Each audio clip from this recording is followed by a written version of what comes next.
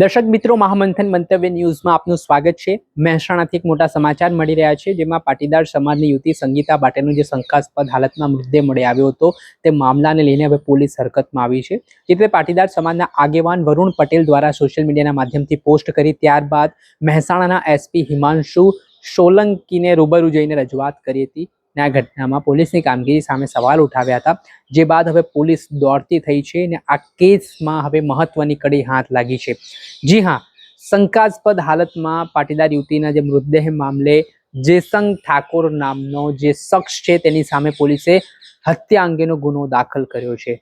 આ ઘટના છે તે થોડાક દિવસ પહેલાની છે કે જ્યાં યુવતી છે તે કોઈ કામ અર્થે ગઈ હતી ને ત્યારે ઘરે પરત ન ફરતા યુવતીના પરિવારજનો ચિંતિત થયા હતા।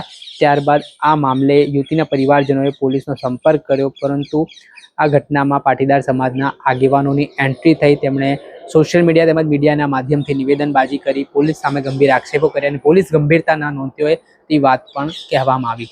આ ઘટનાને લઈને હવે મહેસાણાના ડીવાયએસપી હાર્દિક પ્રજાપતિનું મહત્વનું નિવેદન સામે આવ્યું છે।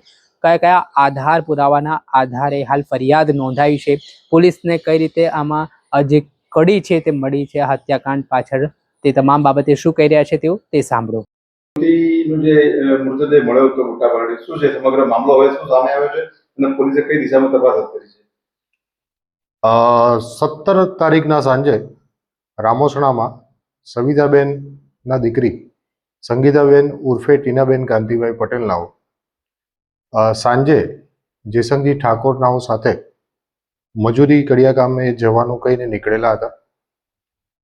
જેઓ પરત ન થતા 21 તારીખે તાલુકા પોસ્ટે પરિવાર દ્વારા જાણ કરવામાં આવેલી કે અમારી દીકરી સંગીતાબેન નાઓ જેસંગજી સાથે નીકળેલી છે ને અત્યાર સુધી પરત થયેલી નથી। અને અમે જેસંગજીને પૂછતા એને એવું જણાવેલ છે કે સંગીતાબેન નાઓ મારી સાથે ઝઘડો કરી એને ત્યાંથી ઇકોમાં બેસીને ક્યાંક જતા રહ્યા હતા। સદર અનુસંધાને 21 તારીખે જ્યારે તાલુકા પોસ્ટને જાણ કરવામાં આવે છે, ત્યારે 19 તારીખના રોજ રાત્રે 10 વાગે આસપાસ તાલુકા પોસ્ટેને જાણ થતા કે બુટાપાલડીની સીમની અંદર તળાવમાં એક અજાણી સ્ત્રીની લાશ તરતી મળી આવે છે, જેનું પેનલ ડોક્ટર દ્વારા પીએમ કરવાની કાર્યવાહી કરી એડી નોંધીને તપાસ ચાલુ હતી। જેથી 21 તારીખે આ પરિવાર જતા પોલીસે 19 તારીખે મળેલી સ્ત્રીની લાશના ફોટા વગેરે ઓળખ કરાવતા આ લાશ એ સંગીતાબેનની હોવાનું જણાવેલ અને ત્યારબાદ પરિવારને લાશ સોંપી અને અંતિમ વિધિની કાર્યવાહી કરવામાં આવેલી હતી। પોલીસ દ્વારા સદર બનાવના અનુસંધાને જેસંગજીની સાથે એ ગયેલા છે એવી માહિતી મળતા પોલીસ દ્વારા અલગ અલગ એંગલથી તપાસ ચાલુ કરેલી, જેમાં આજરોજ પરિવાર દ્વારા આ જેસંગજી નાઓએ એમને 17 તારીખે મજૂરી કામે લઈ જવાના બહાના હેઠળ બુટાપાલડીની સીમમાં લઈ જઈ અને કોઈ કારણસર એમને તળાવમાં ડૂબાડી અને એમનું મૃત્યુ નિપજાવેલ છું એ રીતની ફરિયાદ આપતા પોલીસ સ્ટેશને ફરિયાદ નોંધી અને આગળની તપાસ પીઆઈ AR પટેલ નાઓ ચલાવી રહ્યા છે। આરોપીની ધરપકડ કરી છે?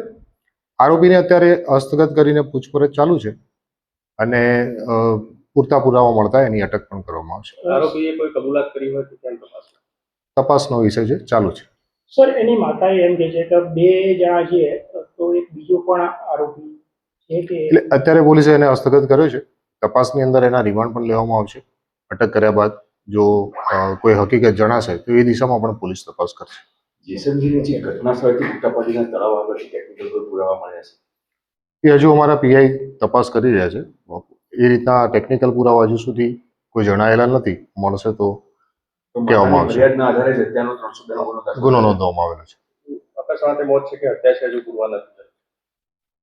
હત્યા નો ગુનો નોંધી લીધો છે, પૂછપરછ ચાલુ છે। આ સંગીતાબેનને તરતા આવડતું નહોતું, છતાં જો એમની લાશ તળાવમાંથી મળી હોય તો શંકા નિપજાવતું, જેના અનુસંધાને પોલીસે ફરિયાદ લીધેલી છે પરિવારની, તપાસ કરશે।